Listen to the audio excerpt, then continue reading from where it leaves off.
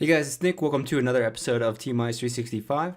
In today's episode, I'm going to be covering the updates from Microsoft in December of 2022. If you followed along with my update videos in the past, you know I focus in on what's relevant to the MSP space, blocking out the noise from the 100 or so announcements that come from Microsoft each month.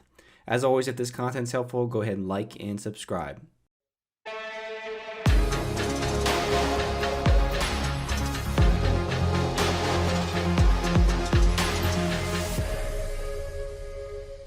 Getting into it here, we're going to start off with Microsoft Teams. This first one is related to virtual appointments as a new Teams meeting template.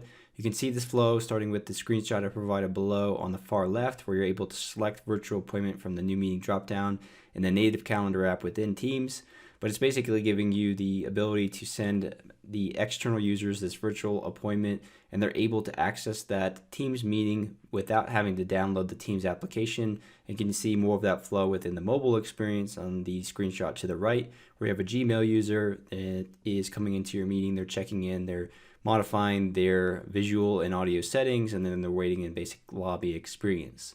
So this will happen early February, be complete by late February. Next two here, pretty straightforward regarding chat. The first one's related to @mentioning everyone within a group chat. So after you type the @ symbol, you have the everyone as a designation you can select from, and then everyone in that chat will get a notification about that message. This will happen late January, be complete on all platforms by late February. And the other one here is just a better user flow for @mentioning a new user that you want to add into a group chat versus having to redirect out of your chat message and go to the top of the page where you can add that user as well too. So just basic better user flow, better user experience for adding new members. That is GA today, so you can go ahead and start using that feature. Shifting into Microsoft Viva here, this is something that requires a Microsoft Viva Insight subscription, but it's basically giving you this prompt whenever you get a meeting invite to accept and maybe book some time for prep on that meeting. And if you go through this flow, what you see below in the screenshots, you can accept and book the time. It'll then allow you to download this plugin if you don't already have it for Viva. And then you can go in and add that quickly into your calendar. So just saving some manual steps or giving you some more time maybe to have a more productive meeting. This will happen in early January, be complete by late January.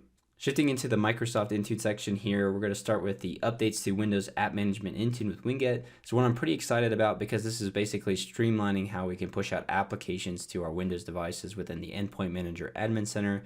This is using the native Windows Package Manager here and integrating within the Endpoint Manager Admin Center so you can natively push out applications. And because Intune's managing them, they'll also update those applications as well too over time.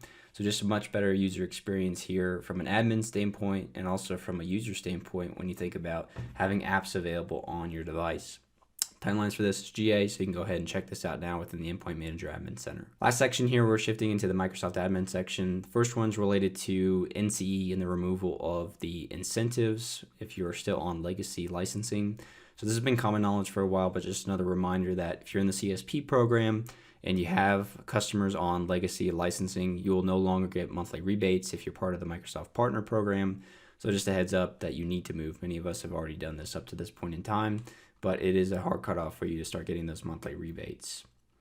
The other one here is the general availability of the OneDrive Sync report in the Admin Center.